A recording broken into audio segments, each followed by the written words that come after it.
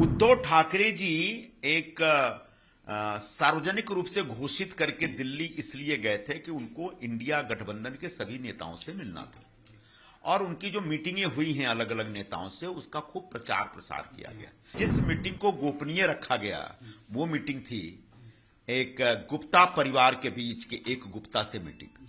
ये गुप्ता परिवार में 3 गुप्ता हैं, एक अजय गुप्ता है, राजेश गुप्ता है, अतुल गुप्ता है। ये तीनों दक्षिण अफ्रीका के बड़े व्यापारी। तीनों ने वहां पर बहुत बड़े घोटाले किए और इस चक्कर में उनको वहां से 2018 में फरार होना पड़ा और 2018 में ही वहां के जो राष्ट्रपति थे जेकब जुमा, उनको इनके कारण अपने पद से हटना पड़ा और बाद में उनको पार्टी से भी निकाल दिया गया। क्या संजय राउत के यहां ठहरने के पीछे यही उद्देश्य था कि वो चुपके से गोपनीय तरीके से अजय गुप्ता नाम के एक करप्ट और टेंटेड उद्योगपति से मिले ताकि किसी को पता न चले?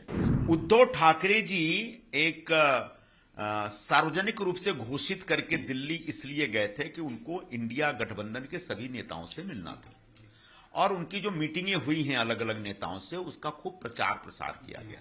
लेकिन जिस मीटिंग को गोपनीय रखा गया वो मीटिंग थी एक गुप्ता परिवार के बीच के एक गुप्ता से मीटिंग। ये गुप्ता परिवार में 3 गुप्ता हैं, एक अजय गुप्ता है, राजेश गुप्ता है, अतुल गुप्ता है। ये तीनों दक्षिण अफ्रीका के बड़े व्यापारी थे और तीनों ने वहां पर बहुत बड़े घोटाले किए और इस चक्कर में उनको वहां से 2018 में फरार होना पड़ा और 2018 में ही वहां के जो राष्ट्रपति थे जेकब जुमा, उनको इनके कारण अपने पद से हटना पड़ा और बाद में उनको पार्टी से भी निकाल दिया गया।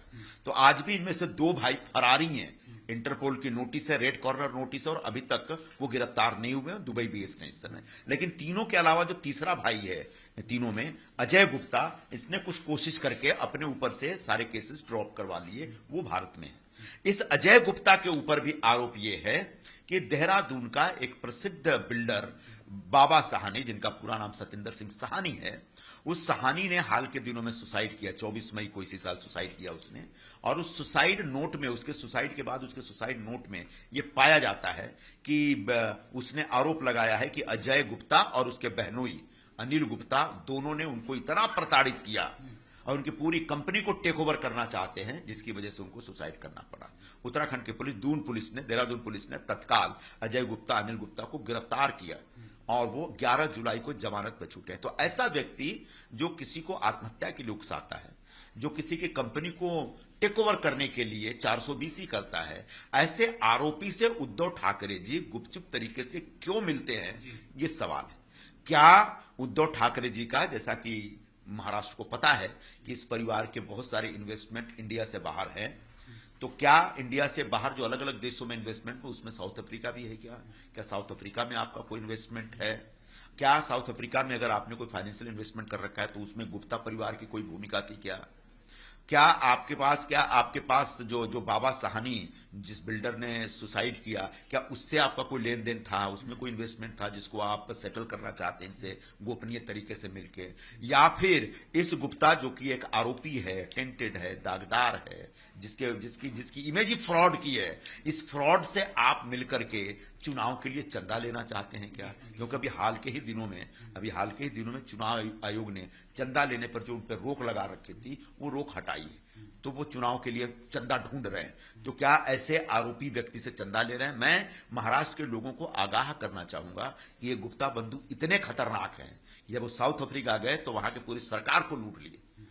ऐसे गुप्ता बंधु से अगर ठाकरे परिवार कोई चंदा लेता, उद्धव ठाकरे कोई चंदा लेता है, तो उसके बाद महाराष्ट्र का क्या होगा, इसकी कोई गारंटी नहीं दे सकता। सर, हमने देखा, बात करते हैं जब भी किसी विधायक से मिलना होता है, उनको मिलना होता है, तो विधायक को कई घंटे इंतजार करना पड़ता है या शायद कभी कभार नहीं मिलते। ऐसे समय पे दिल्ली जाते हैं उद्धव ठाकरे, ये अपने आप में, लेकिन क्या ये मुलाकात किनके घर से क्या सवाल, बहुत बड़ा सवाल है। उद्धव ठाकरे जी जब भी दिल्ली जाते हैं तो आमतौर पर ताजिया मौर्या में ठहरते हैं। पहली बार वो संजय राउत के अपने सांसद के घर पे ठहरे, वो उनका निर्णय है, उस निर्णय को पर हम सवाल नहीं उठा सकते। लेकिन क्या संजय राउत के यहां ठहरने के पीछे यही उद्देश्य था कि वो चुपके से गोपनीय तरीके से अजय गुप्ता नाम के एक करप्ट और टेंटेड उद्योगपति से मिले ताकि किसी को पता ना चले? क्योंकि 5 स्टार होटल में अगर मिलते तो सबको पता चल जाता है। तो क्या इस मीटिंग के लिए वहां गए थे? एक दूसरी बात, अपने लोगों से मिलने के लिए उनके पास वक्त नहीं रहता, लेकिन एक आरोपी से मिलने के लिए खास मुंबई से दिल्ली जाते हैं, ये अपने आप में बड़ा सवाल है। क्या ये दिखावा कह सकते हैं कि जो दिल्ली इंडिया इंडिया अलायंस के लोगों को मिलने गए, इंडिया अलायंस के नेताओं से मिलने जा रहे हैं, इस प्रकार का प्रचार तो किया गया था, क्या ये दिखावा? लेकिन दिखावा भी हो सकता है, उनका एक पॉलिटिकल मूव भी हो सकता है, लेकिन दिखाने को यह था कि बड़े बड़े नेताओं से मिलने जा रहे हैं और उसके ठीक पीछे छुप करके एक उद्योगपति से मिल रहे हैं। सर, क्या इस मामले की जांच आप मांग करेंगे दिल्ली पुलिस या केंद्र एजेंसी करें? दिल्ली पुलिस और ईडी के पास पहले से अजय गुप्ता के बारे में बहुत सारी शिकायतें हैं। अजय गुप्ता के खिलाफ जो बाबा साहनी जिनने सुसाइड किया, वो सुसाइड के 1 महीने पहले ही ईडी को इस प्रकार की नोटिस भेजी थी, शिकायत भेजी थी कि इसने बड़े पैमाने पर मनी लॉन्ड्रिंग कर रखी है और वही पैसा देहरादून और सहारनपुर में इन्वेस्ट कर रहा है। तो संभवतः ईडी इसकी जांच कर रही होगी। उद्धव ठाकरे से जॉब तो निश्चित तौर पर ईडी जब जांच करेगी तो उस जांच के दायरे में अजय गुप्ता और उद्धव ठाकरे की मीटिंग भी आ सकती है कि क्या अजय गुप्ता के जो मनी लॉन्ड्रिंग के पूरे प्रकरण में उद्धव ठाकरे का भी मनी शामिल है क्या, इसकी जांच होनी चाहिए।